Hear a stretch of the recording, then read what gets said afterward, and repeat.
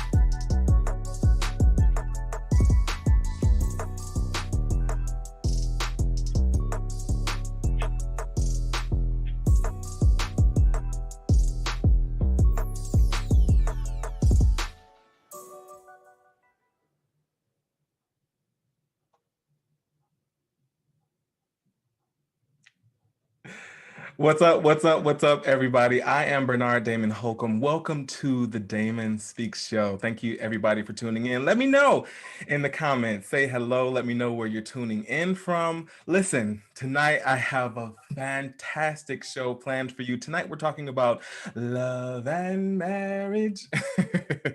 The first week, I've been doing this whole love series for the month of February. The first week I had Netta the Official on the show. She is a life coach, a spiritual life coach, a motivational person, and we talked about attachment styles. We talked about dating and if we're ready to date. The second week, last week, I had the singles and the dating on the show. We talked about dating and red flags and green flags and all those things. And tonight, I've got the married couples on the show. The married couples are in the building. But before we get to that, I have a few things that I want to mention about the week. So today is February 15th. Yesterday was February 14th, and that is my birthday. Yes, I am a Valentine's baby. It may not surprise a lot of you that know me as a very loving person that I'm a Valentine's Day baby, but I am. And so when I was a kid, I have an older brother that was born on January 1st. I was born on Valentine's Day. And so I just thought everyone's birthday was a holiday. Turns out that's not true, but that's what I thought. And to be completely honest with you guys, it wasn't a great day. I love coming to this space. I love providing this space, the Damon Speaks space, the Damon Speaks show for vulnerability. I love being able to talk to you guys about the real shit that's going on in my life. And so it wasn't a great day. And to be completely honest, I am not great with my birthday. I will support you. I will come to your party. I will buy you a gift. I'll be like, yeah.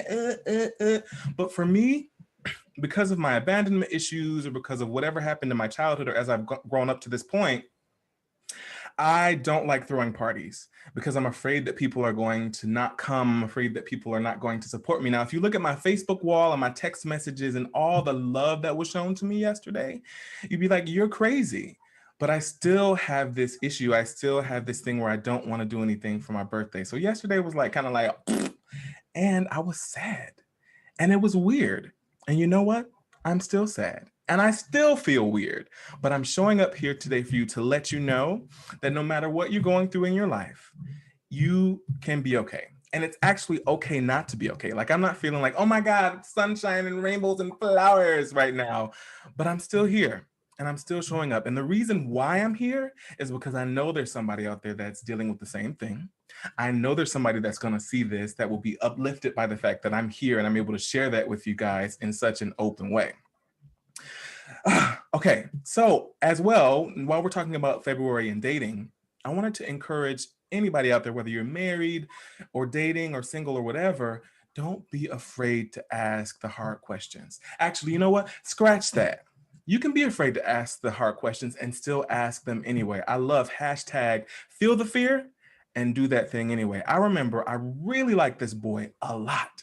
He lived in Boston. I was living in Michigan at the time. I was trying to please him because I thought he was like so fine and I wanted him to be in a relationship with me. So I made my way to Boston to hang out with him and we were riding or holding the hands and doing all the things. And then I asked, so what are we?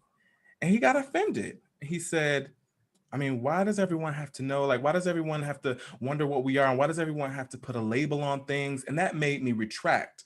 That made me retreat. And in every relationship or dating situation that I've had after that, for the most part, I've been reticent to be open. I've been reticent to ask the hard questions. What are we? What's happening? Communication, as I'm sure the married couples will tell you tonight, is one of the bedrock things in a relationship. Don't be afraid, or you know what? Be afraid to ask those hard questions. Listen, rejection is a thing. The word no is a thing. I hate rejection. I hate the word no with a passion.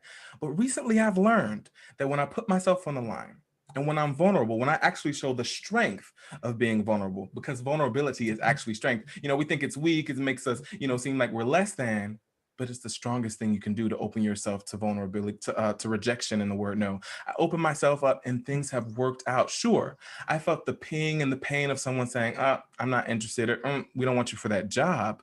But after that, I felt fortified. After that, I felt strengthened, knowing that I could survive that rejection.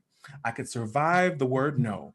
And I want to let you know that each rejection leads to the next yes. Each no is going to lead you to that next yes. So be afraid or not, but ask the hard questions. Go for the rejection, go for the no, because it's going to really pay off for you in the future.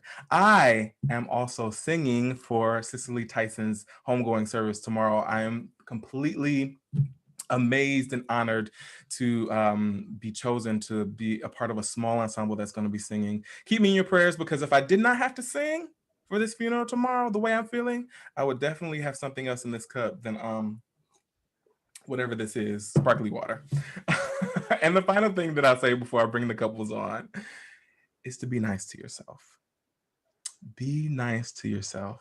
You've made mistakes and you're going to make mistakes in the future. It's okay. It's okay to make mistakes, because that means that you're human. And everybody else on this earth, as far as I know, I mean, there are some conspiracy theories, but everybody else on this earth, as far as I know, is a human being just like you. So they can talk about you behind your back. They can judge you if they want to, but be nice to yourself. You deserve good things, not because you're a great singer, or not because you're great at your job, simply because you're you. You deserve nice things, and you're worthy just because you're worthy. All right. Okay, I'm going to stop rambling, and I am now going to bring on the couples for tonight. Please welcome the Mans, the Pratts, and the Scales.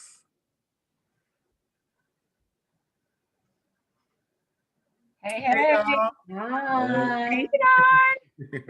How y'all doing? Good. Living the dream. So I would love for you guys to introduce yourselves to the audience. Let's start with the Scales. Tell us a little bit about yourselves.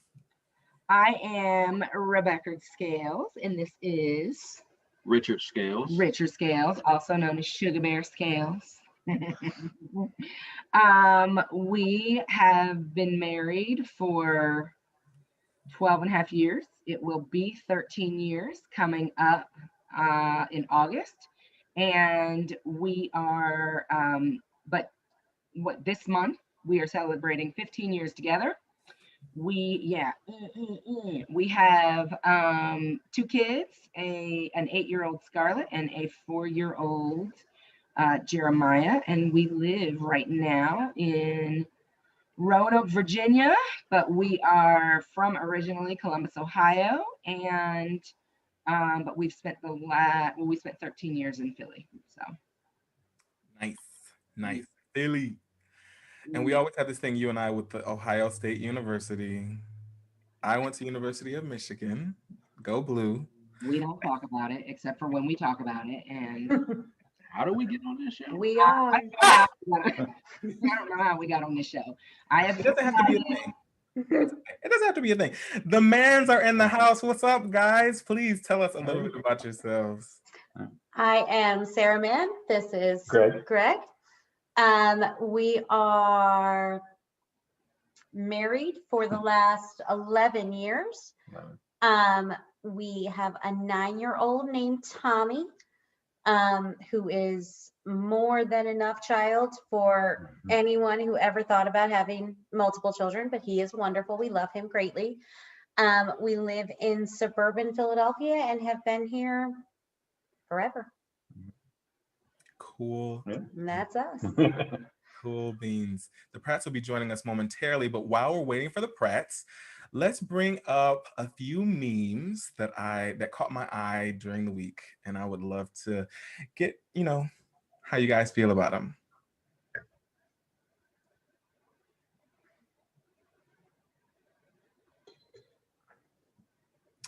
We're having a few technical difficulties. Just hold on with us. We're doing this whole technology thing. The Damon Speaks show has been going since what? August? I don't know exactly when it was. But while we're waiting and while Cody is fixing the things. Oh, here we go. The first meme. If I do get married, I'm going to be at the altar just as shocked as everyone else. I'm going to say this is not true for me because I've always dreamed of the wedding. I've always dreamed of all the things. But were any of you like shocked that you were getting married, shocked that you fell in love? Was there like some element of like, oh my God, is this actually happening? Nah, I think by that point the shock was worn off and it was like, all right, well, I got to do it now. I was shocked like hell. Before I met Richard, I did not really peg myself for the marrying type.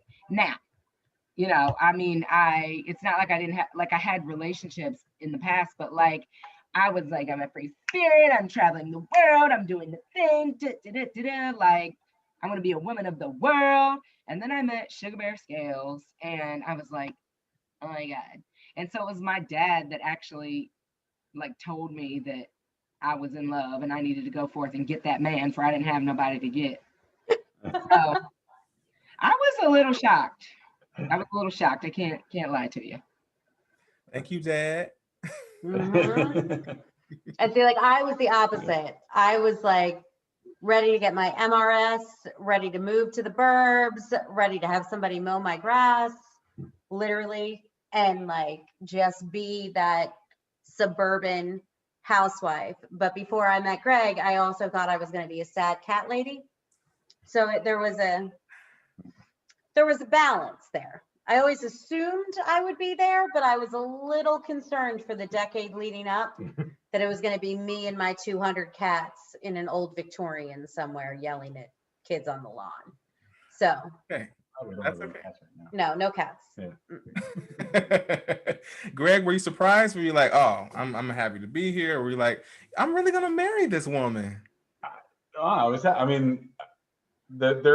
say there was a shock on that day. It wasn't like, oh my God, I'm here. It was because there was a lot leading up to it. I mean, it was 2 years since we met, and we were kind of at the point we were engaged for about a year, and it was just kind of a lot leading up to that point. So I wouldn't say it's a shock during that day. It was more of the shock of the engagement. I think was the bigger shock that happened on both our ends, but not necessarily the actual wedding day. I love the element of surprise. I love surprises, big and small and everything else. So I really love that shock factor, but I know that for me, and sometimes, I think that perhaps the fact that I fantasized about it so much gets in my way because I have a specific idea of what it needs to be, how it needs to happen, what I'm wearing, what we're eating, like all the things. So I feel like maybe if I could relax a little bit, like it may happen for me. Yeah, but I would say don't get rid of those things that are like in your head either, because those are valid. And if you can visualize something, then all you need is the groom to just plop down in it. Like, don't, Scales? Yeah, I'm just saying, like, don't sell whatever vision you have. Sure, it just may not be God's timing yet. Woo! So, like, if you have all that set and it's reasonable, and you know, you got people that love you in your life that'll tell you if, like, baby, you tripping. But like, if there's something you see for yourself, that's okay to go for that. And just, you know, you just need to groom the one God has designed for you and plop that right in place. So what you gonna say? Now that sounds like to me a recipe for Bridezilla right there.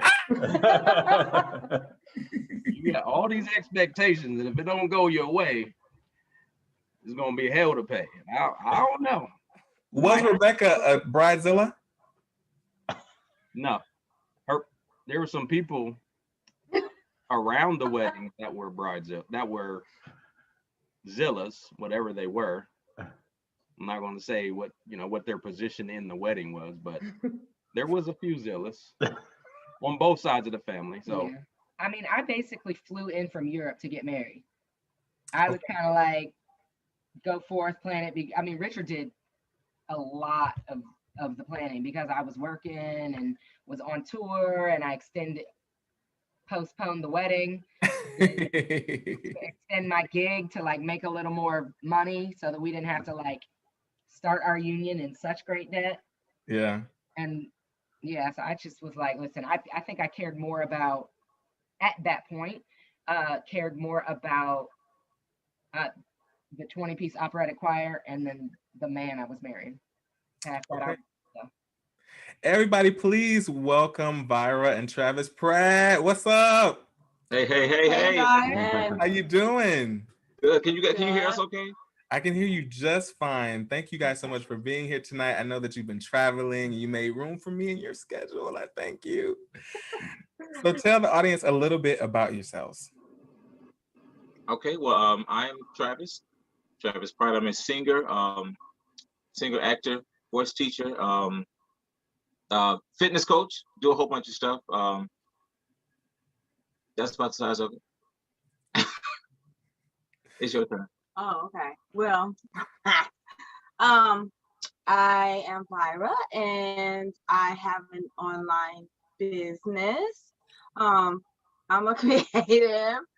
So right now I'm just exploring some different career avenues. I used to be an educator, which I think is one of the most rewarding careers of them all. But now it's just time to do some other things. So that's where I am right now. And I am married to the Travis Pratt, and he is married to moi. So yeah. I love it. You know. I love it. So we've been talking about a few memes. We were just talking about one that said, like, I'm going to be at the altar just as shocked as everybody else that I'm getting married. Were you guys shocked? Were you like, okay, this is the day, this is the time? Or were you like, did you ever expect that you would be standing at the altar, either with that person or at the altar at all? I definitely knew I would be standing at the altar. And I also knew I would be standing at the altar with her. I saw it like way before it happened. I knew it. I knew it like upon like the first sight. Vyra? Well, what's funny is really quickly, I'm the kind of person who will like, I date somebody, it didn't really work out. I give myself 2 weeks and I'm done, like a 2-week notice type of situation. I'm okay with it. But what's really funny is like when I met Travis, I didn't even know that he knew me first. So when I met him, I was like, oh my God, it's this guy. It's like da da da. And of course my friends like, oh my God, this must be something. And I didn't really realize like why I was like acting like that, because I never really had. But I think the more and more we became friends, I don't know that I know that we was going to be married, but I just kind of felt like it was something very different than anything else, know, that I had ever been in or experienced. It was definitely a different type of connection, the one that I definitely appreciated beyond physical, beyond romance, if you will. So you just felt it. Go ahead. You just felt it. You just knew that this was something different. Yeah, it was definitely something very different about it. But I didn't know what, but I just knew it was definitely something totally different. So I was definitely not surprised or shocked when we did get to that point of marriage at all. I was like, oh, okay, yeah, this is what it's supposed to be. For the other couples, did you have that moment? Was it like love at first sight? Did you slowly grow into it and say, oh my God, this is my wife, this is gonna be my husband? What was it like for you? We have very different answers, I think, with that.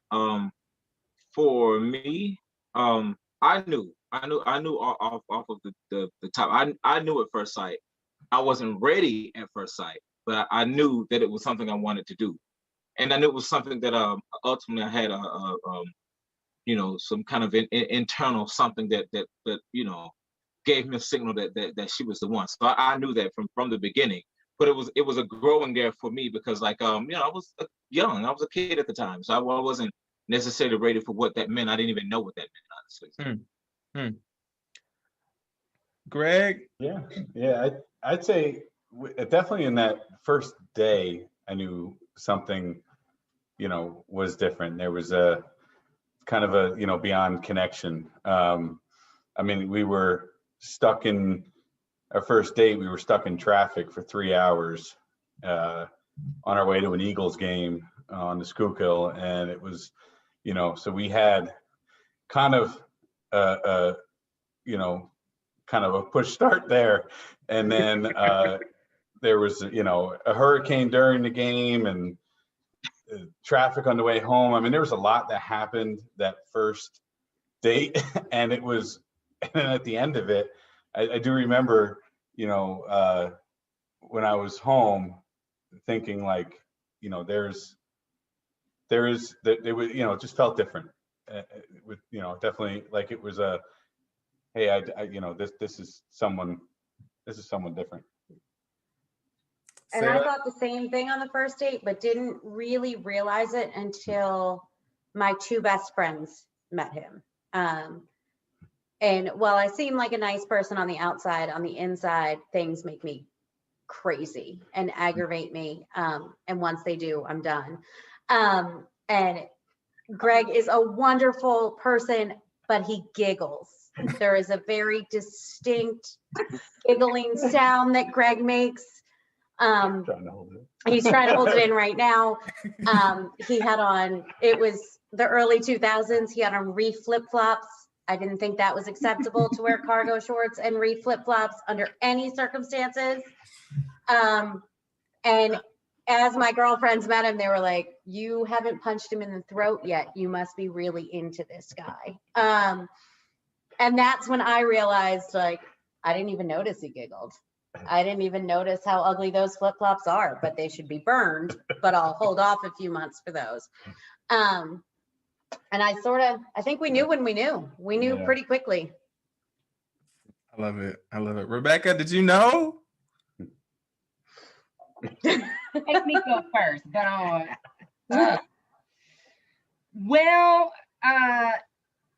not right away. Richard and I met at work. And at the time that we met, he had a girlfriend from college and I had a boyfriend from college.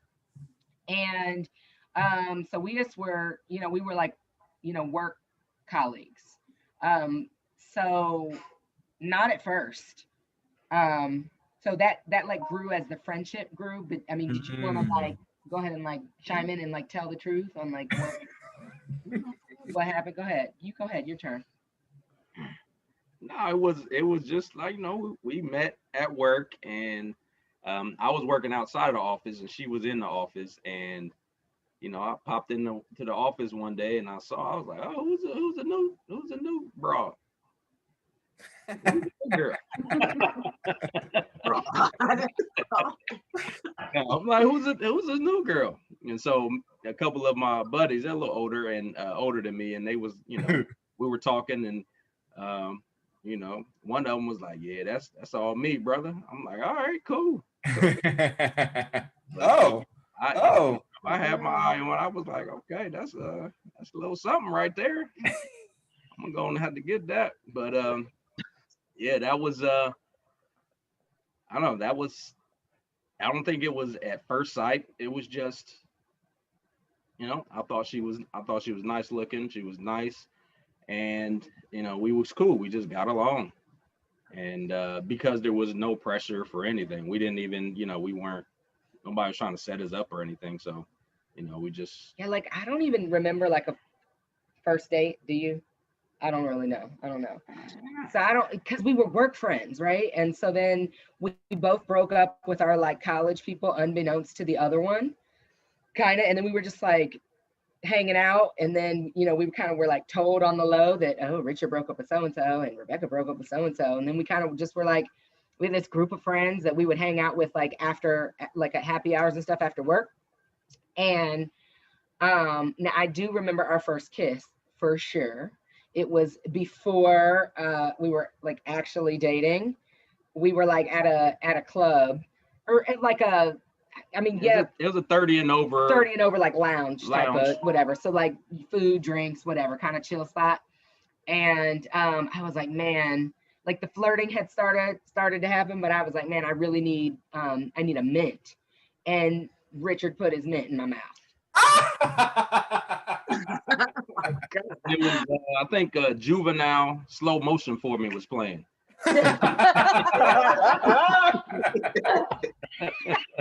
Okay, that'll set the tone for a relationship. Right? Mm-hmm. So this next meme says, "I don't need a Valentine. I need $10 million and a fast metabolism." Listen, at this point, it's 38 over here. There was no Valentine this year. There hasn't been one for like the past 30 years, except for one. And he was good, but he wasn't that great. So if I get $10 million and a fast metabolism, I'm okay with it. Are you guys there? Like, is that where we are? Like, how do you feel about romance on Valentine's Day? Let's say that. Is it like romantic? Is it flowers and candles and... I guess I'll chime in on this one.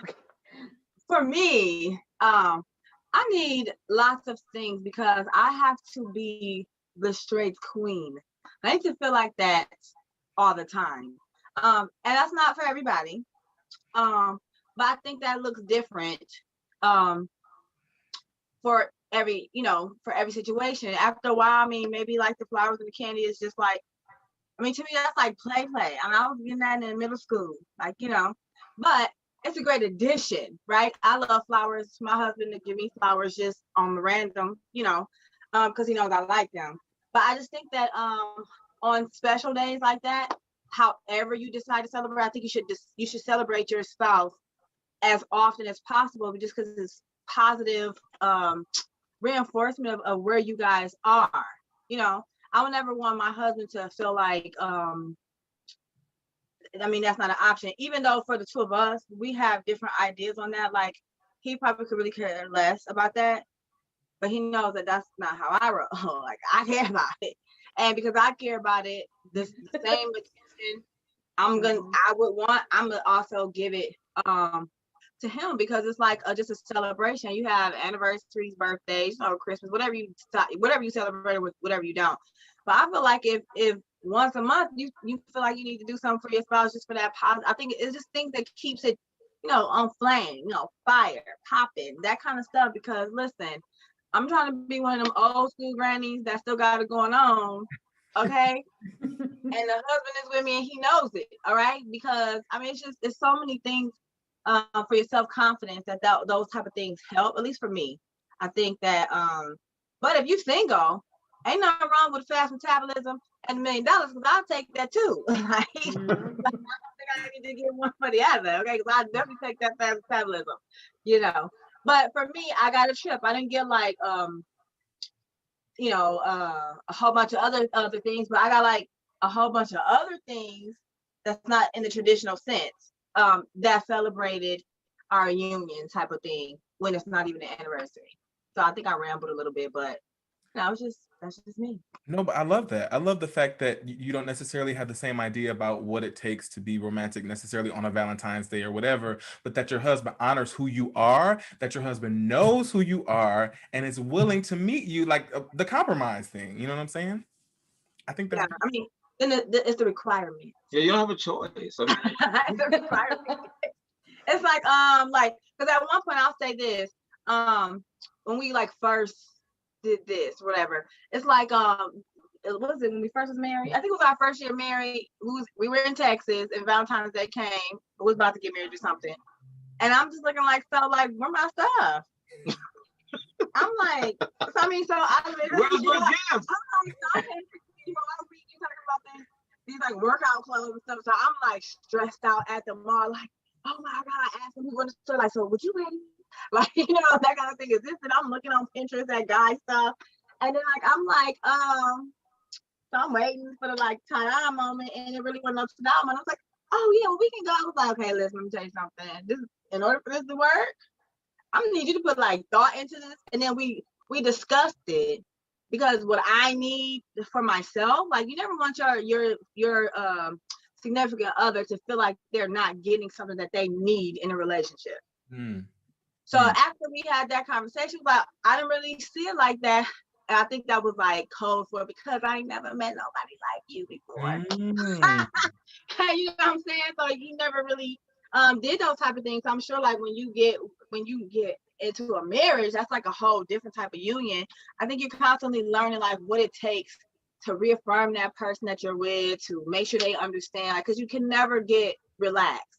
So days like Valentine's days and things like that, those are just like I call them like bonus celebration days, where you can kind of like go all out, you know, whether you going all out at home or, you know, he's tapping me, telling me to shut up. So yeah. So yeah, I'm done. Sarah and Greg.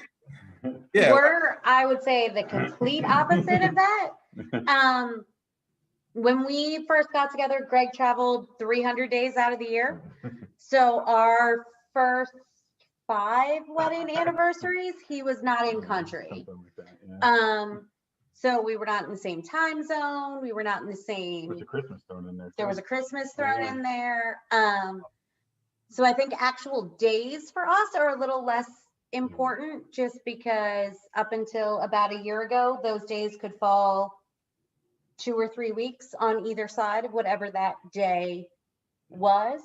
Not that we were like prepping and studying for this, but we were a little bit. And, you know, for me, something like Greg hates vanilla flavored coffee, but it's in the coffee pot ready to brew at 6:34 tomorrow morning. And that's just something he does every single day, so that first pot of coffee is my favorite coffee and it's ready when I wake up in the morning. That stuff matters. I refuse to take out the garbage. I would live in filth if Greg wasn't here, and every Tuesday night he is out there dragging out the garbage can. But I think for us, it's more when the mood strikes to like have a moment and say what you think and say thank you and celebrate your love than when the calendar tells you you're supposed to. But I think that's because of actual physical distance on a lot of those calendar days for the first decade we were together. Well, we talked about that too, you know, essentially of what, you know, it wasn't that day. We were gonna get to, hey, I'm gonna be home in 2 weeks, so let's plan something, you know, for that time period. But we knew that about each other too. Yeah, so get it in when you get it good, in, yeah. you know, but it's important to remind each other of it you do have to talk along the way about that. I mean, listen, one of the reasons why I decided to do this show tonight is that I wanted people to know what marriage looks like for different people, because there are a lot of people that see the fairy tale or the Cinderella, and they think that they have to want that when they may not actually want that, or they may not actually work for them. So I love that you guys are talking about what works for you, and the way you find that out is communication. You talked about it. And I put the cat back on the toothpaste in a way that I never did before we were married, because it makes his eyeball twitch. So he makes the coffee, I cap the toothpaste, everybody finds a happy place. Amen. Miss Scales, are you looking for the romance, or what? I will take the lottery ticket, $10 million, and the metabolism. Thank you very much. So I grew up like not really caring about Valentine's Day, and it's largely to do with the fact that I never had one. And I was always either broken up with, like at high school when like they would have the carnations or whatever, and everybody would get one from whoever they were dating. Well, I never had like a high school boyfriend. I didn't have any of that. So I always was like, this is some bull crap and I hate everybody. And so like yesterday, and so it's just never been a big deal. Now we do go hard on like birthdays and stuff. We really celebrate anniversaries of birth. And then we'll do a little something for Christmas. But sometimes for Christmas, instead of getting each other gifts, if we know that somebody else is in need, we'll say, you know what, we're not going to do for us, we're going to do for other people. But yesterday, what is important though, because we know that our children are watching us, and like I don't ever want them for my hangups to rub off on them. I want them to be able to decide for themselves. So yesterday, we gave Scarlett and Jeremiah a gift to exchange to each other.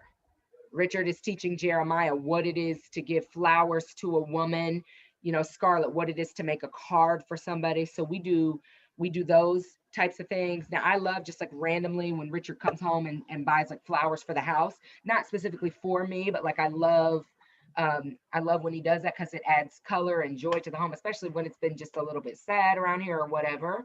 But I don't really care that much about Valentine's Day specifically, but I will say this, I have enjoyed like being online and seeing, I guess, these like our story challenges or whatever, because I've been liking to see how other people do it differently, you know, than us. So it's been kind of cool, and I don't ever want, you know, me being like bah humbug about it to like rub off. I have two very good friends that are like around my age, and they've never had a Valentine before, and they had their first one yesterday, and one of them is really by humbug, and I was like, listen, you have to get yourself together, because it's your first one. You're gonna need to like celebrate this, because you don't know yet. It's so new that like you don't know yet how he feels about it. So don't rob him of that just because, like, why don't you guys get together, figure out what works for you, and be open to like, you know, what it is. So I was fortunate enough to like guide them a little bit, even though Valentine's Day isn't that important to me. I don't know. Is that weird? It's kind of weird. It's not weird. You can always celebrate my birthday instead of celebrating Valentine's Day. So, Always. this third meme says, when the whole situation is a red flag, but red is your favorite color. Listen, this is speaking for me to that thing of like, why do good girls like bad boys, or why do we keep finding ourselves in these situations? So I want to ask you, like, before you were married, did you see the red flags and did you run, or did you find yourself in a situation like going toward the red flags? And also, let me add something else. Did that like influence your decision to be with the person that you're with now? Like, did that teach you so many things that you were like, okay, I know I don't want this, I don't want this, I don't want this. And this person that you married don't have any of those things, like those red flags. Mm-hmm.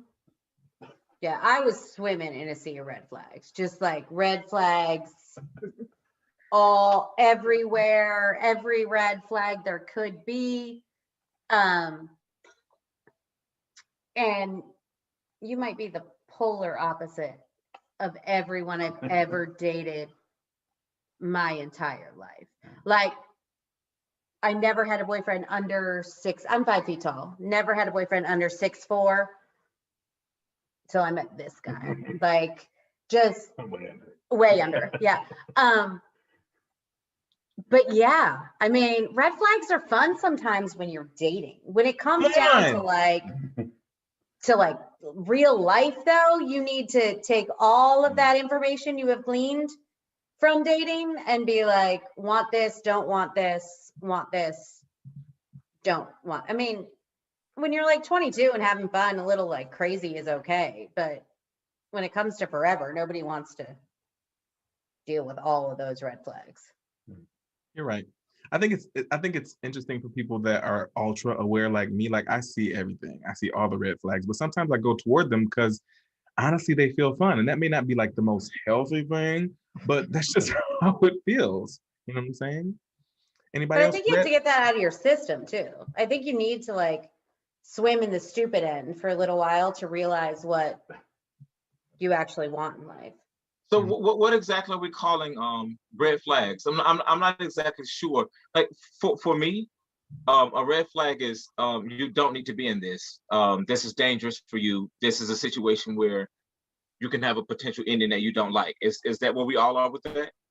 Although I was like in pink flags, like rude to a waiter, like mean to old ladies on the street. Maybe liked a little too much fun on the weekends with nose candy, like those kind of red flags, but not like, not all the way red flags. See, Like, those are minor. Those aren't red flags to me. right, Like those are like pink flags. right. Yeah, yeah, Moderately pink flags. Yeah. Maybe even yellow. Yeah, maybe yellow. Those are minimal flags for me. But it's like, but even I was just gonna say, on a deeper emotional intellect level for me, when I ignored red flags, I realized as a 40-year-old at this point, I was operating out of a place of lack, and this person was giving me something that I just felt like I didn't have, and I didn't realize that's what it was at the time. And it's like you're chasing something you know it's wrong. Shots fired. Shots fired. What'd you say? I said shots fired. You really shots fired, die. Death, murder. But no, but literally that's I realized retrospectively I was operating out of a place of lack, and I wasn't whole myself. And I was this person was giving me something that I did not have, or something that was fulfilling a lack in my childhood or something like that. So I was just literally running behind it, knew it was wrong, knew it wasn't working, saw the red flags, and I'm talking about Russia red flags, like China. like a whole communist flag. Big old red flag. It still didn't leave. You know what I mean? So that was a red flag for me. That's why I was kind of like, like those are little flags. I'm talking about like what the hell are you still doing talking to this person? That's a red flag to me. So for me, I don't know. I had a period where I had this idea in my mind of like, who I should date. Then they all would be like the same. And like I realized that at some point, like I would date like really nice guys, and it's like I really was like, oh yeah, they're nice, I really like them and everything, but like they're not really fun. Like, you know what I mean? Then I probably date somebody, and I know I'm sounding like I probably had 1,000 boyfriends. I didn't. It's like it's not like that. But I would date someone. It was like, okay, this is a crazy fool. Of course they have fun, but like for me, once I realized like, yeah, this is not it. I like kind of like like drop it. And like back up from it, because I think it has a lot to do with like my upbringing. Like my dad is the type of person, like I tried to go on a date one time, this guy came and picked me up, and when I got back, he was like, yeah, I don't like him. I said, okay, why? He's like, oh yeah, he's a liar. I can see all of them. Like he just read the dude. And I was like, oh, okay. So I was like trusting what he was saying, and I guess I didn't really like the guy that much anyway. It was just like a little date or whatnot. But for like red flags, I don't feel like I was running towards them ever. I think once I realized it was a red flag, I was like, okay, yeah, no. Because I guess for me, I'm the kind of person, after the fun is over, if there's nothing else left in it and there's no compatibility whatsoever, I wasn't doing anything for me. Like, but I get the whole red being your favorite color, because I think what everybody says, like, it's fun at first. It's like, oh, this is exciting. And especially being like a little church girl, like that's how I grew up, at church all the time. So you date somebody that's a little wildfire, who don't want to go to no church, don't want to go to I said that church, then it's like, oh yeah, because we doing this and we doing that, but then that gets old after a while. You definitely need something that's gonna like help balance you out, because that's what a relationship is. I love it. The yin and the yang. Exactly. Well, I think red flags I think they kind of change as you mature. And a red flag when you were younger means a little bit different when you get a little bit older. Like, thinking about, again, 40 years old, we look back like, yeah, those weren't red flags. That was just me not wanting to deal with that person, or, that was just like I have an idea of what I want, or what I've been taught to want, and I'm not even gonna deal with that. But also that was good. Sorry. Yeah. And what I found was that I I started looking at red flags, and I didn't even notice them as red flags, but I would look at them as challenges. Like, oh, that's a challenge, not a, not something to like be like, oh no, I'm not doing that. But there were some things that turned me off where I was just like, big red flags. I'm like, oh no, that's you a crazy person. I'm cool. Like I don't need that. Like I didn't see my brother and my cousins and all of them go through this drama. I was like, yeah, that's the same person. I'm cool with that.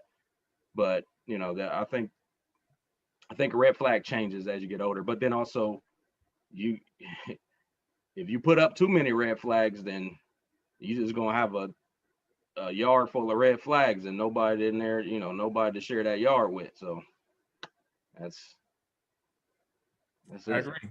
I agree. I mean, my perspective totally changed when I was listening to a podcast one time, and this guy said, listen, if I waited until I loved myself completely or felt like I was completely ready or was the perfect time to be dating someone or there were no red flags, I would never be in a relationship. And I think that relationships are about growth. Relationships are about coming together and living life together. There may be baggage that you both need to unpack. You may not find someone that doesn't have any baggage at all. Maybe you need to find somebody that's willing to help you unpack. You know what I'm saying? So I think that there are all different ways to date, and I am opening my mind to all those different ways instead of being like, it has to be perfect and there have to be no red flags or pink or yellow or whatever. I think that's a precarious place to be in, Burn, because it's like, it's true. You don't wait until everything's perfect, because when will it be? So I get that, but like, bro, don't be ignoring red flags, brother. No, sorry, I can't get with that. No, you'll have you out here in distress. No, sir. And when you see it, it's like, oh, okay. Or better yet, address it. And if they're offended and they don't even want to talk about it, and it's if the red flag will cause them not to talk to you anymore, let their ass walk. That's when you know. That's when you know. Walk on by. Stop it. This is not your night, sir. I'm just saying. Not your night show. I think that's just a good point, like.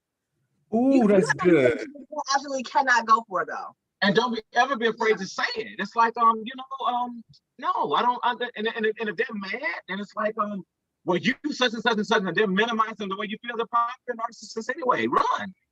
Yeah.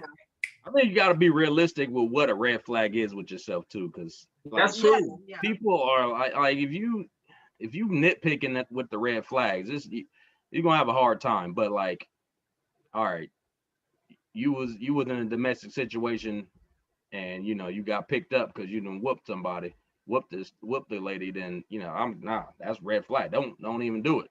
But then you end up doing it, and now you stuck with this dude, and you're like, I don't know how I got here. What? Yeah, no, you're right though. It's about what the red flag is. Like, if it's a casual conversation and somebody grabs your arm kind of tight, you need to check him about that. Yeah, because later, like, literally, he might slam you behind against the wall. Listen, I'll tell you something. My dad told me a long time ago, if someone off the rib just starts talking to you crazy, and the next step is going to be, like, it starts one way, then it just gradually hits. Next thing you know, you get knocked upside your head. So don't let it get to that point. And the best way to not let it get to that point is not deal with that person, because those are some issues people have that you cannot help them with. Like, you are not a therapist for your spouse. And you can stop it before you're so far in that you're gonna forgive everything. That's the point I want to make. Mm-hmm. You can stop it before it gets to the point to where your heart and emotion is so involved. It's like, oh well, they didn't mean to knock my teeth out. You find it because that's what happens. Like, no. But I mean, like, silly stuff. Yeah, like I agree. It's like, what is a red flag? But it's like, oh, this person has they don't put the cap back on the tooth. They don't put the cap back on the toothpaste. I mean, seriously, get over it. You do it. But see, I think yellow flags matter too, though. When you're talking about forever, if there is something about somebody that just makes your skin crawl, if you look at somebody and they are not kind, they do not love themselves, those are yellow flags. But those yellow flags forever are red flags. That's right. So you need to decide what you're willing to put up with minute by minute. Like, real red flags, get the hell out of Dodge. But in a relationship, those little things that are questionable, when that's forever, that's something that you are living with forever. And kindness matters, and love matters, and being nice to other people matters. And maybe that two-faced is what's going to make you stab him in the neck one day. If that's really how you feel about it, you Hey, can Greg, know yourself and decide if it is worth it. It's recorded. He said this is recorded. Right. Y'all, let me ask you this. What do you love about being married? I I don't can know how answer that. Tinder works.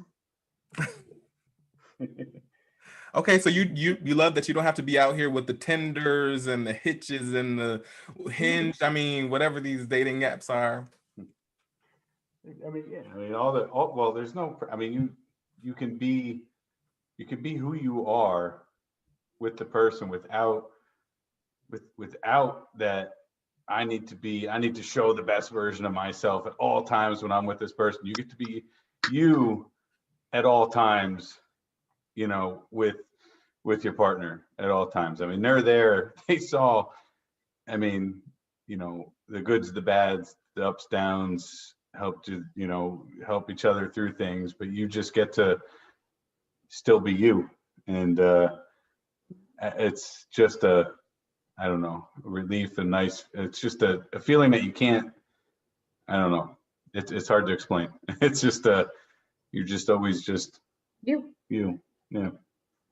I like the sense of security, but I will say specifically, I love being married to Richard specifically. The thing I love about him most, and I would say even like, is that he keeps his word. So he can sometimes be a man of few words, but if and when he opens his mouth, he really has something to say, and he does not make a promise that he can't keep. So that's a sense of security, because I've been in, relationships before where I was like, I don't know which way is up or down, or like what I'm even doing, or there was zero security. So there is that, and yeah, I think that's it. I'm still, I think, learning from one day to the next. We're still learning each other. So, what was the question? What was the question? What do you love about being married? Okay. Yeah, I think I might echo what Greg was saying. I think it's the security of not having to worry about who you're coming home to, what you got going on. If you're okay with some type of routine, and you like, I'm comfortable with this. You're not saying that I'm comfortable in the situation, but this is comforting to me that I have somebody to go home to. I got kids, I got a house. I know what I'm working for. I'm taking care of somebody. That's what drives me, and that's what makes me happy to be married every day, is that I have kids, I have a wife, I have some people that I need to provide for, and that's something that I guess it's inherited into me that I need that. So I mean, it's something that I need and I want, and I'm proud to be able to do that. So that's that's why I love being married. It's I'm like, I look at some of my friends and siblings or cousins, and just be like, well, I don't got to do that. Or friends that come over to our house and like, oh, this is my new boyfriend. Like, man, that's the other that was the third one this year. What's going on? The kids are crying.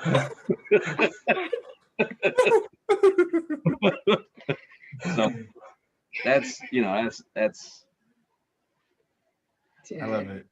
I love what you said. You said it's something that I need and that I want. There are a lot of people out here that want to be married, and they're with someone that does not, whether they've been honest with them or not about it, and they're trying to make them want it. But if you don't want, you can't make someone want to commit. You can't make someone want to be married. You just can't. Right. Pretz, what do you love about being married? Well, for me, I guess mirror what somebody else said. To be married to be specifically is like this woman is a whole lion by herself.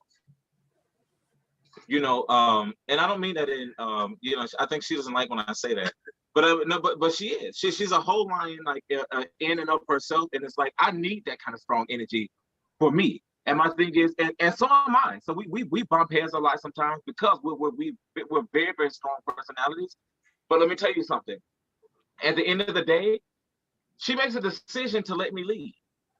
You understand what I'm saying? And I honor that. She makes a decision to let me lead. But guess what? If I ever falter, oh, she coming out swinging. And I know that. I know it. I mean, she would literally tear the house down if she needs to. So if for whatever reason I can't do it, oh, listen, like she's burning it down. It's gonna happen. And guess what? She's shown it to me over and over and over again, and I know it. And I guess it's like just for instance, you know, we were out in Cali recently. I didn't get a chance to get a haircut. I was not even worried about it. You want to know why? She's gonna line up my beard. She's gonna cut my hair. Like it's literally it's whatever it is. And that's why, you know, some people say, you know, somebody just fits you. And that's what I know that I have. My thing is at the end of the day, listen, I didn't get a chance to get to my barber. I didn't get a chance to do this. I had all of this stuff scheduled and planned. I'm not sweating. You want to know why? Because she's gonna figure it out for me. And the thing is, figure it out for me with me, but I do the same thing for her. That's not something I take for granted. That's not something I'm gonna dump on her or anything like that. But I know that I'm not in it by myself. So that's what I enjoy about it the most. Yeah, I think it's kind of like the same what he's saying. It's funny because I'm gonna use the beard and the lineup situation. It's like when you're married, when you have that person where you can't figure something out, and if they gonna try to figure it out, because we've had or get whatever it is that you need or whatever that could just kind of give you like a peace or whatever. Because I think peace is like one of those things that you definitely need. I know for me, I need straight peace and serenity. So it's almost like, okay, I really need to feel like this, or I need to have this, or this is causing me angst. To be able to have a conversation with him is better than, because I know I have a lot of friends who the first thing they do is call another friend or call a family member, and you got a whole person you're like spiritually and legally bound to. I don't want to be married if I can't, you know, talk to him about it. Like it's literally, hey, this is what's going on. I feel like this, even if it has to do with him. And there's no judgment. It's like, there's no judgment. I'm weak in this moment. I don't have this together, and it's fine. And it's like, and I think in a world where, and just as a woman, where you have to be like this independent, oh, get your money up, bag, oh, you don't need no man type of thing. I think we don't realize how like some of those messages that you see, now that you're looking for them, they can like subconsciously play something in your mind, you know, like, and have you second guessing yourself. I think that's the problem with relationships anyway, is why they don't work out a lot of times, because we're looking at it as something else to compare, you know, to. We're comparing our lives to somebody's highlight reel. Woo! When you got some real stuff going on that's actually really good. So, for example, the Valentine's Day thing you talked about, my husband knows that I love this coffee place called Phil's Coffee. Like, listen, I'm so glad that I don't have it here because I would be broke and would need stock in it. Where we went had 3 of my favorite spots in it. And this is real like greedy moment, but it had my cupcake place, my favorite cupcake place, my favorite coffee place, and my favorite chicken finger place, baby. And I went there all 3 days, okay? Like, that gave me so much joy that he was like, yeah, we're gonna go here. And I'm like, get out of here. Just little things, when somebody is thinking about you in small ways, make a huge difference. And right, it makes you feel like you're so important and you're so valuable. So if you can't get to the barber or the barber cancel, and I know I'm a little artiste, I can figure it out, I'm gonna line you up right. Because you mine. And because if I'm walking around with my head busted, you finna help me figure out how I can get it done. You're gonna look somewhere for me to go. I mean, the list goes on and on. It's a security in the friendship for me. I so love what I'm hearing here from all of you. Like, I'm hearing elements of intimacy, Vira, from what you just said. Like, you want to be able to go to your husband, even if it's about him, like, baby, you're getting on my nerves, whatever it may be. That's intimacy. Being able to bare your soul, being able to be vulnerable with that person, whether your breath stink, whether you look fine as hell, like, whatever it may be, maybe gaining a little weight, maybe in the gym cut up, it doesn't matter. That's true intimacy. A lot of people are out here like, we got to be banging, like, we got to be like, sex equals intimacy, and that's not necessarily the case. It's those moments when you're laying next to each other, when you're able to talk about the real shit that brings you together. Cuz. Like, we be cussing on the Damon Speak show, okay? I love cussing. Me too. Let me ask you all this. So we just talked about what you love or like about being married. Let's talk about some of the things that maybe have been challenges for you. Like, maybe you, like, some people talk about finances, like they didn't want to share their finances with their spouse, or it could be really anything. What was something maybe that you overcame, or something that was a possible challenge for you that other people may need to know about if they're considering getting married? Well, Greg had credit before he married me. And then life took over. Pluses and minuses. Cancel each other out. It's all right. We have what we need. Yeah. But I mean, for us, which I think is something kind of specific and maybe that's happening more and more often, is this lovely gentleman not only married me, but he also married my widowed mother, who retired and moved into an in-law suite in our home when we bought it. And, you know, there is a shared wall between us and our 9-year-old, and a shared floor between us and my mother. And there are 3 people in our marriage. At the end of the day, it's the 2 of us, but there's a 3rd adult person who has opinions, who's with us. And that happens more and more often as our parents get older, as, you know, we're really blessed that she's here and I can work and he can work and my mother can take care of our child. But, you know, there are things along the way that you don't necessarily anticipate, and then they happen. And if we didn't speak to each other and have a little bit of a eye contact language that happens behind a wall in silence, where we know when the other person just needs to get out and take a break, or go upstairs and not be bothered for an hour and a half, even if it's pretending to be locked in the bathroom playing Candy Crush, because you know that is where your quiet place is and no one is going to come find you, then it's what you have to do. I mean, you joke about it all the time. Greg has no furniture left from his life before us. Most of his t-shirts have been retired.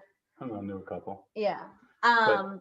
But, you know, life is life, and you roll with it, and you have to be with the person that you're going to roll with it with. It's not just I mean, you know, you talked about family, but it's also all I mean, everybody, you your own group of friends, you're married, you know, you're marrying into that person's life, which is, you know, I mean, you know, you hope you hash out a lot of that ahead of time, and that's where, you know, you talk about things, and you should be talking about certain things, but you still, when, you know, the day, I mean, there's, you know, your one best friend growing up, I didn't meet until the day we got married.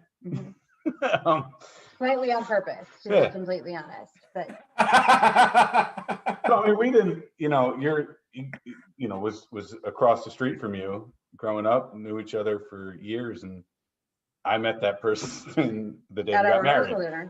The day before we got married. So it was, I mean, it's the family, it's the friends. You're marrying, you know, the past, present, and future, you know, version of your spouse too. Like, there are a lot of things that you don't know you might want when you're marrying that person, and being able to grow with that, you know, with them together, you know, I think is a challenge. But it's also a great thing, but it's still, you know, it's something you have to be ready for. Kratz? So, What was the question again, Brian? Like, what are some of the challenges that maybe people? Yeah. Got it. You have to learn to deal with another person's. We're all a product of our environments. We are all a product of our experiences. That's who we are, and you have to learn to adapt and consider something somebody else has going on. And like for somebody like me, who, I'll be honest and saying, like, before I was a very, very self-absorbed person, so I didn't necessarily know how to do that, and I was never in a situation where I had to. It's almost like I dated people to where if they didn't want to do what I wanted them to do, or whatever the case was, it kind of, you understand what I'm saying? So, and then it's like when I got with V, she was like, no, I don't do that. No, we're not doing none of this. And it's like, and the way I'm doing that's she does all of this stuff. So like, so basically, and no, it makes sense. So it was a growth point for me, but I think it's a challenge for her as well, because you have to be patient with it. My thing is, like me meeting her father and getting close to him, I understand why she thinks she's supposed to get all these gifts. It makes sense, because that's what she grew up with. She got flowers and jewelry and stuff for Valentine's Day as a child. So of course her husband is supposed to do that in her mind. But for me, I never did that. Candy or something maybe, but like making it like the biggest day on earth, no. Well, maybe I exaggerated that, but what I'm saying is like making it like to make it make sense for her was definitely a challenge for me, because it was not that important to me. Neither was Christmas or any of the other stuff with the way that I grew up. So it was very difficult for me to understand where she was coming from with that. And it was frustrating because, and you need to learn the person doesn't love you any less because they're not giving you what you want. They don't know. So you have to be considerate of that. Like you have to be considerate to know that this person did not grow up the way that I did. They do not have my experiences. They don't know. So you have to give them the space to grow and to be considerate. Now, and if you tell them and they ain't doing it, then okay, well, damn, that's a different problem.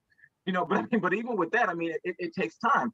They're not gonna snap it and completely understand and know exactly what you need in a year, 2 years, even 3 years.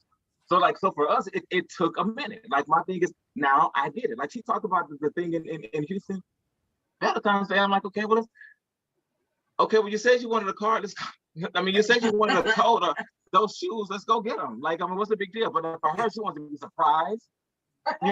She doesn't want to know anything about it. She wants to come in and it's like roses and shit everywhere. Like for her, that it makes sense. For that, I completely get it. But for me, I had never seen that. So before, I felt like she was holding me responsible for something to which I didn't have a role model for. I had never seen that. My parents didn't do that.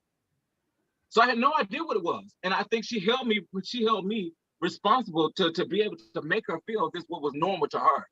Mm-hmm. And it's like, so I think that's something for your audiences to get. Like, you got to be patient with the person and they got to be patient with you if you're going to make it work. But both parties have to, both people in the situation have to be receptive.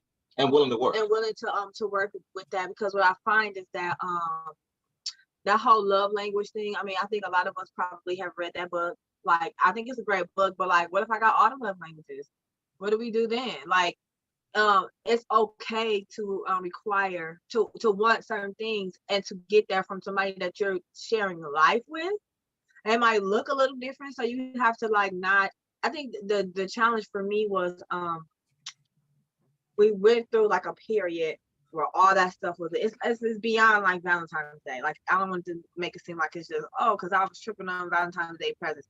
I mean, it would be anything. Like, to me, my thing is, okay, let's do this family. Like, I'm your family, and of course he knows that. That doesn't mean that I'm the other family. No, they're my family too. Like, we all family. But I think the way you grow up matters, especially if it's different, because you definitely need to have those kind of conversations. And you need to pay attention to those things, because sometimes people aren't going to get it as fast, you know what I'm saying? Or they'll get a situation, but then like something similar comes up and then like you're all irritated again, or, I don't want to say irritated, or just maybe feel a certain way about it, because they don't really see that as the similar thing. It's a whole growing and learning process. I think going into any marriage, serious relationship, whatever, knowing that you're going to continuously learn and know the person, that is a part of the journey, and to go into it with an attitude of wanting to learn the person, because you have to adjust. Like, it was very difficult for me to adjust to like following him, and like I don't like just like changing up what I was doing in life, you know what I mean? But at the end of the day, if you hang in there with them challenges, it has been like the best thing for me, because had I not done that, I would not be on a different path right now. I would not have learned a lot of the things that I was given or afforded the time and space to learn and put into play, like just like my business. You know what I mean? Like, so sometimes those challenges, the more that you surrender to them and work through them, the better. It's a silver lining. Yeah, the better it is for you. Because like when I could not stand New York, I was like, what? But all that I didn't like in that, following my husband, if I'm sitting back and I'm really thinking about it, it was a lot of great experiences that I had there. I grew up in a different way, and I was not by myself. He was there all the time. Anything that I did there, I was in full support of. It's like, I'm supporting you, you're supporting me. It's not a 50-50, it's 100 and 100 all the way. Mm-hmm. I love it. And I want to pause and speak to something that I think a lot of people struggle with. I know that I have struggled with it in the past, and I'm single, but there may even be people that are in marriages that struggle with this. You have to feel comfortable telling your partner what you want. Some of us deal with abandonment issues, and we feel like the moment we say, I'm putting my foot down, like this is something that I need, that person is going to be out the door. But if you don't do that, then what kind of relationship are you in? What kind of intimacy do you really have? And then some people like me will end up resentful, and that'll bubble up at the wrong time. Like, you'll just blow up like, ah! Meanwhile, you haven't even communicated what you wanted. They don't even know, they can't read your mind. So you have to say what it is. Just get comfortable being uncomfortable, I guess. So let me just tell the whole truth right quick, okay? Richard and I are shitty communicators. Yes! We are terrible. I'm good. Hell no. No. We are shitty communicators. We are terrible. We always have been. And I don't know how we're still married, because our communication is terrible. Okay. We literally, I mean, there's been several times when we were not going to make it. And I mean that. I mean, absolutely not going to make it. One specific time is that I had just found out that I was pregnant with Scarlett. And I was like, oh, hell no. So immediately a really, really, really rough patch where I was like, and we landed in therapy, which I fully and wholeheartedly recommend for every person, single, married, whatever. Get yourself in therapy. And literally us getting with our therapist was, it was poignant, and it was because I was like, I got a decision. I have a decision to make, because I'm not doing this alone. And so whatever happens out of this is will be very telling for the future of all involved. And I'll just say that, right? And so one of the first things that our literally all involved, one of the first things that our therapist told us was like, listen, I'm not here to save your marriage. I'm here to help you decide if that's what you want to do. And how we're going to do that is that I'm going to give you some tools to help you better understand where Richard's coming from, Richard better understand where Rebecca's coming from, and see if at the end of that, after I give you some communication sort of strategies and techniques, then you all can decide, do you think it's worth working on to save your marriage? But I'm not doing the work for you. You're going to have to do that. So, and there were several points, and I would say even still 15 years later, we are still sort of leaning on some of those things. I mean, one time I thought I was doing like this experiment where I was like, I'm just going to not say anything to Richard for like a week and see if he even notices. Now, I, of course, after like a day failed, because I was like, why aren't you talking to me? What's going on? Like, just going in. But yeah, I mean, we are terrible communicators. Like sometimes my sister Lauren will like mediate for us. you know, to like get us to like even communicate over something crazy, like something as minute as like our schedules. You know, we're terrible at it and we're working on it. I don't know. What do you think? Challenges. I mean, I think the challenges are a lot of small things that bubble up, and like she said, you know, we're not great at communicating our Mr. Pratt, like you was talking about, the you know, being comfortable or just being bold enough to say this is what I need, or this is what bothers me. And so, you know, those are some of the things where I'm like, it ain't a big deal to me, but it starts to become a big deal after the third time, or the fourth time, or the fifth time. So, you know, I think those are some of the challenges that we face, in that, like, not actually saying what we really want to say, and it's and holding on to it until it's like, boom, now we gotta talk about it. But you know, I do think that we do a good job when it's time to talk about it. We both are able to listen and understand. I mean, you know, I'll listen and try to understand. I am a little bit more stubborn, so but I definitely hear what she's saying. But at that time, if I'm not in the mood to receive, then I mean, sometimes she'll talk to a wall. Hell yeah, a wall. But it damn near takes like a catastrophe.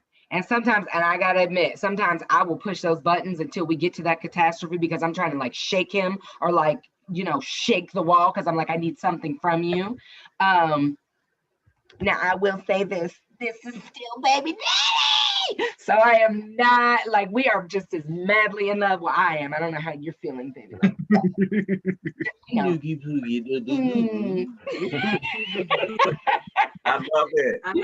So corny and stupid. It's ridiculous. But yeah, I mean, there have been, and we're open books though too, because I know that, like, you know, one time my girlfriend was like, you know, looking at us on like Facebook, and she was like, oh my God, you and Richard are living your best lives. And I was like, girl, please do not let what you see on social media and what we choose to put out there lead you to believe that everything is roses and kittens over here. And she was close enough at the time, and I was like, because for real, last week we really were not going to stay married, like, not at all.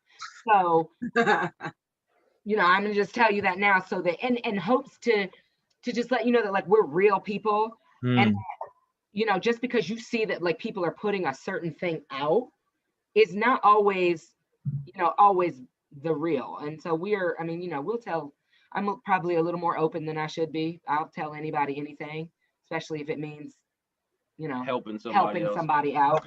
You know, This is Or why it's just a little bit of it. It's just people a lot of times, I mean, who's gonna put, yeah, me and my husband, we was having a knockout drag out last night of like, right. So people just close out, like, they just have this idea. Because everybody's not just posting like fake stuff, but people are just posting like the best parts of things. The Like, highlight. Like, I mean, we're not the best communicators, but we've gotten Lies. much better. I am. Okay. But what I will say A is, trophy. okay. So, but I will say he is better than I am. Because I had to watch, like, you know, how you say things, because you are talking to another person, being able to say what you need to say, but watching how you say it. And that's that was a challenge for me in a personal challenge, because I am a person that's like straight cutthroat to the point, not because I'm trying to be harsh, but because I don't have time to, like, it's a learning process for me to say. I mean, like with the other couple, like Rebecca, I love how she's like, oh, we're horrible communicators. And then her husband goes, we're not the best, or we're not great communicators. Like, that's a difference, you know what I mean? But that's their personality. So I think when you're dealing with another person, being able to say what you need to say, but finding the best way to say it, and also making sure you understand what you're really feeling. Because I think sometimes you could have these feelings, you're upset, and you don't even know how to really communicate it because you got to try to find what the source of it is. Sure. You know what I mean? So like y'all mad about something, it's like, oh, it's like, are we really arguing about? Oh no, there's something deeper. Yeah. That was you know, one of the greatest things we learned in therapy was that, you know, just because you say something a certain way doesn't mean that Richard receives it the way that you're intending it. And so you need, and so she was like, Dale was like, our therapist was like, listen, you need to give him a minute to like process what it is you're saying and the intent behind it, because the way you receive messages is not going to be the same as him. You are you are different people. And at first I was like, I mean, but I don't know how like more direct I can be. Why is not getting that's me? Like, well, because clearly you're different people, and the way your end like if we can all agree that the end result is the same, okay? But the delivery may, and how, you know, and the process of getting there may be just a bit different. But we've got to learn to be respectful that his process is different than my process. Now I am still very much working on that, but I received the message and I'm trying. So Y'all, but I think that's the thing. I think people think marriage is the like goal, right? Yeah. It's the end. It's the beginning. It is all work all the way through. You are figuring it out for the rest of your life with that other person with you. True. Yeah. And that's the great part. That's the great part of it. Right. That's the fun part. That's the fun. Like that's what you love about being married. I mean, go back to that question. That's one of the things that you love about being married is there's always going to be something different, and it's just going to keep evolving and keep evolving. It's not we getting married and this is what it is forever. This is we get married, but then we're going to make some new friends. We're going to, you know, this issue is going to come up. Now this bubbles up from your past. Okay, now I understand. Okay, now I got to figure out how to navigate that. All right, this guy never locks the door. Every day I go, never locks the door. And, you know, sometimes I don't care. But then a lot of times I'm like, I gotta lock the door. I mean, let me lock it. Okay, wait. I don't do it on purpose. Okay, wait. On purpose, but like I forget. So but every day. Sometimes Listen, sometimes you just forget to lock the door. Yeah. Richard Scales, I am with you. Yeah, there you go. See, I understand you. No. Can I say something? Listen, like, so I don't lock the door either. Oh my God. No doors, car doors, house doors, none of it. But what's funny though is what made me start to do it is this is how she translates. It translates like this to her.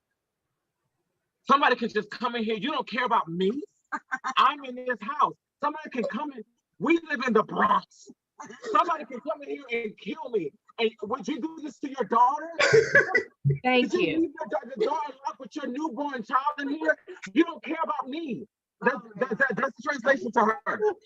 Yeah, that's hardcore. That's hardcore. And I grew up. You haven't done that yet, so that's hardcore. No, okay. No, okay, excuse me. We have been robbed before, okay? And they did not even have to break in our car because Richard one time. You got robbed one time. And they took your tires. Even if the car was locked, they would have still taken your tires. You guys locked the door literally yesterday. I was like, oh, okay. So you don't care about me and our children. And I didn't, but in my head, I was. You don't care about me. You don't care about me. You never did. I definitely did not say that, but I did. I was like, lock the mother door. It's a passive aggressive. Oh, here we go, not locking that door again. And I'm gonna go down there and lock it hard, like clack, clack, so I can hear it. That's so funny. Oh, y'all, this has been so beautiful. Thank you so much for coming on the show. I know. Yeah, we're gonna have a part 2. I'm absolutely gonna have everybody back. Thank you for giving us just a little bit of insight into what marriage like really is, because some of us are out here struggling, like we wanting to get to that destination, not really realizing that it's fully a journey. Like you're not just building a marriage or wedding day, you're building a life with somebody. You know what I'm saying? So as we get ready to close, I would love each of you to just offer a few words of encouragement for someone that may be feeling down. Maybe they've just gone through a breakup. Maybe they just been divorced and they feel like it's never going to happen for them. Maybe something to lift them up a little bit. So I would say this. One of the best decisions I ever made was following my mom's advice. Marry your friend. Marry your friend. Because you would never want harm to come to a friend, right? And so the intimacy fades, the hot and bothered fades, it's cyclical, it'll come and it'll go. But if you remember that you were friends first and your foundation is built on that, you'll want to invest and do the work to make it work when it seems unworkable. And the other thing too is, please try not to compare what it is you're trying to do to what you think other people are doing, because I guarantee that you don't know 100% of what's going on.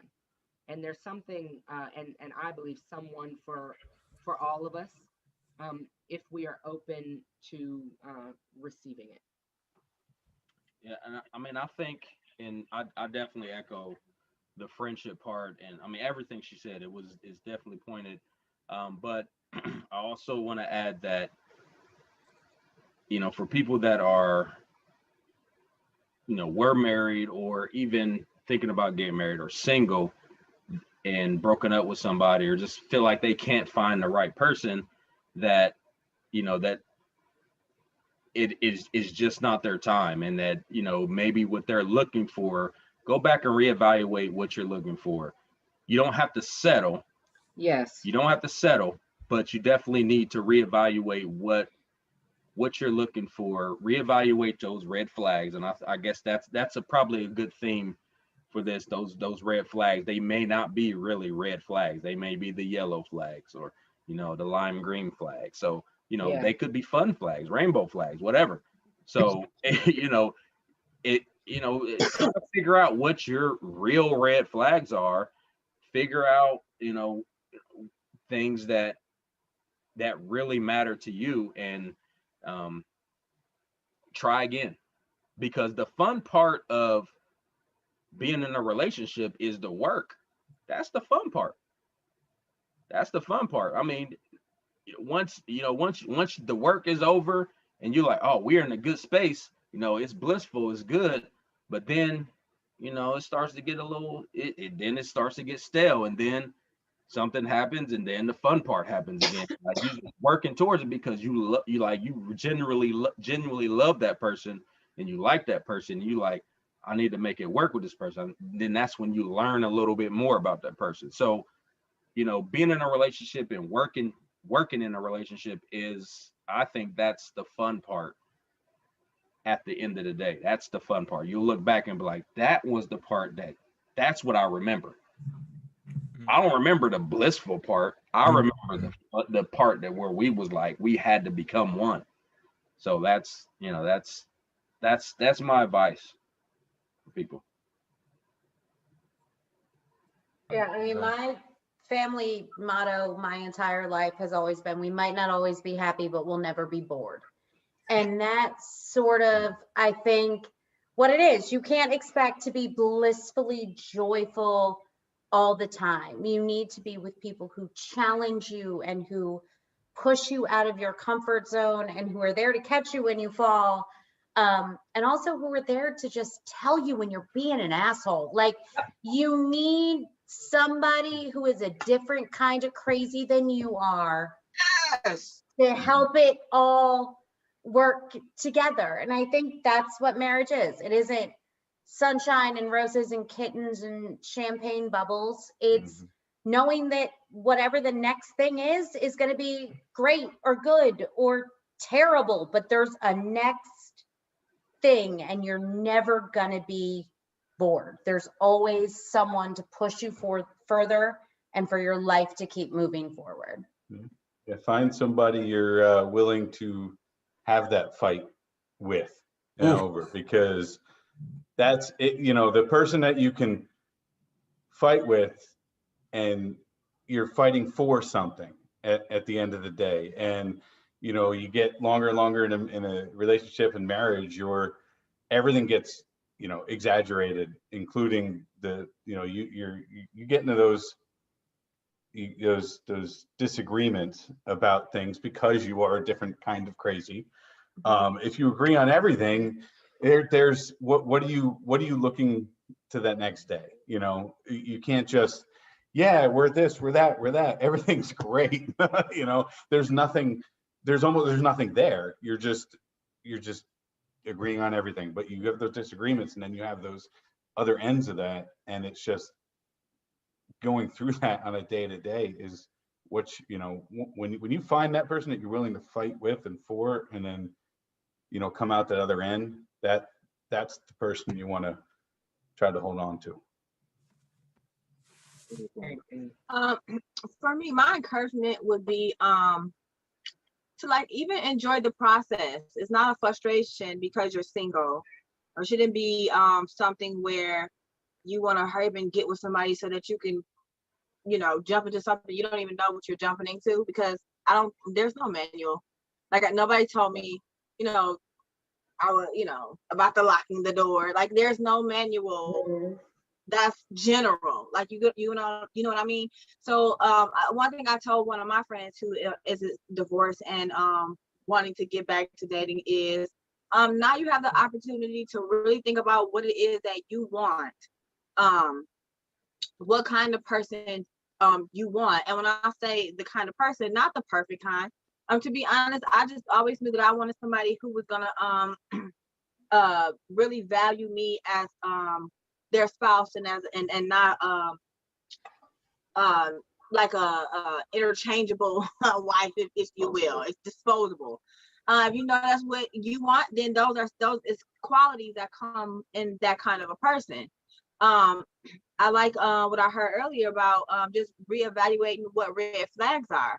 I mean, and what it is that you have to have. Like if he has to be 6'4", then you already knocked your stuff out the ballpark for like that person that's going to rock and roll with you through life. It does not have to be this horrible thing. This can be the best time, because now you really can take your time because you're a little older, you're a little wiser, a little bit more mature, and you can really figure out what it is that you really want, not just in a spouse, but in your life, because that person has to match that, you know, or at least support those type of things. Okay, so what I would say is a couple of things. Number one is you don't get to decide in life how the lessons are going to come. Like you don't get to decide that it's going to feel good. because honestly, who the hell would choose that? You know, who would choose a painful lesson? But like for me, I know I learned something about Travis is I don't necessarily respond when things are great, but when it hurts, I pay attention. You know, so my thing is, so for somebody that's going through something like that may be painful, or, you know, a breakup or something like that, you always have to leave room for serendipity. You can't plan everything. You literally cannot control everything. And it's like, I don't, not to force my spiritual beliefs on anybody else, but what I've learned is for you to think that the only way that God or the universe can bring something to you is the way that you can conceive it in your small mind, you're kidding yourself. You are literally kidding yourself. You have no control over how it's going to come or anything like that. So what made you perceive this painful could be the greatest lesson to literally prepare you to where you really, really need to be. You mean if you Type of person that's going to compliment compliment 100%. But that goes back to what I was saying, because in your mind you think it's this, and it's like no, and it can feel like a rip at the time, but it could be the biggest blessing that you can ever imagine. You couldn't even conceive of it, because it's like you're stuck on the way you think it should look. And it's like one thing this other person would give you they did not have the capability to. Oh, Which 100%. is why it's over. And in conclusion, I've learned that people are giving you the best that they have. And that's it. If that's what they have to offer, so accept it. It may not be what you want it to be. It may not be what you needed. They may not have shown up in the way that you needed them to at that time, but it was the best they knew how to do.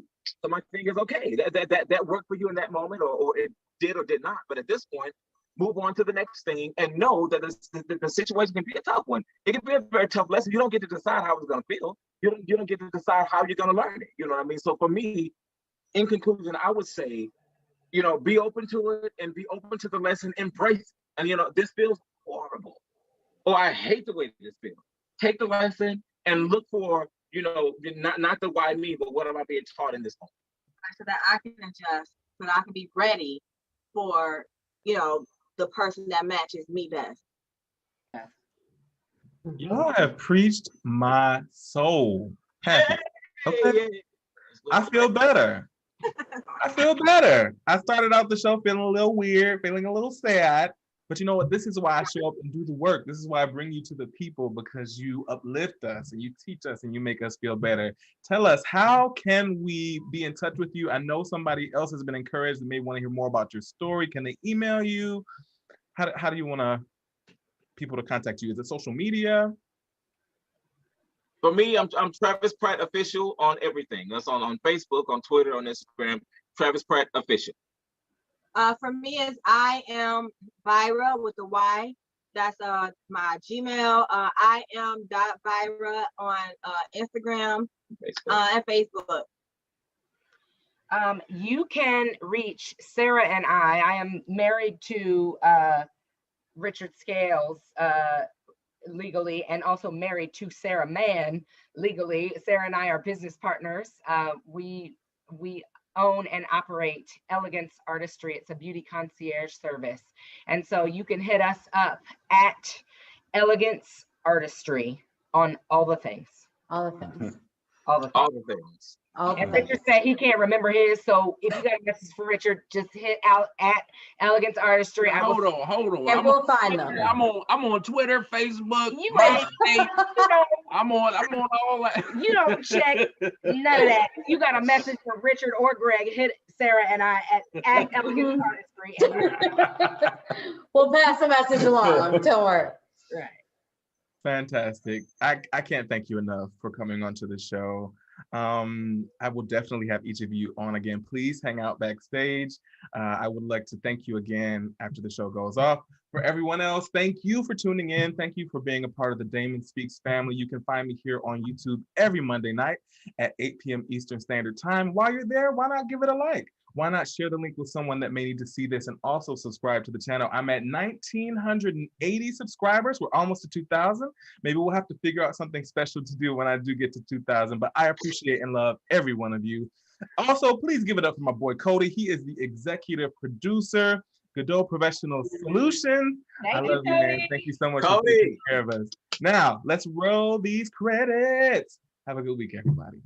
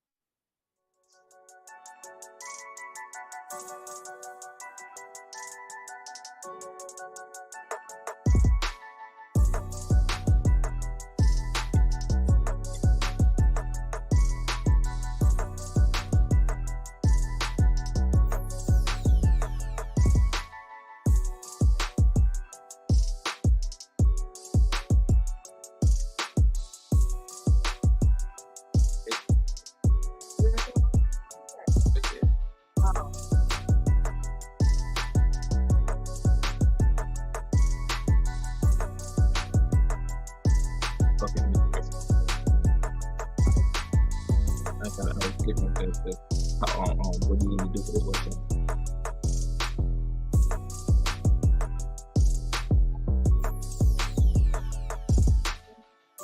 So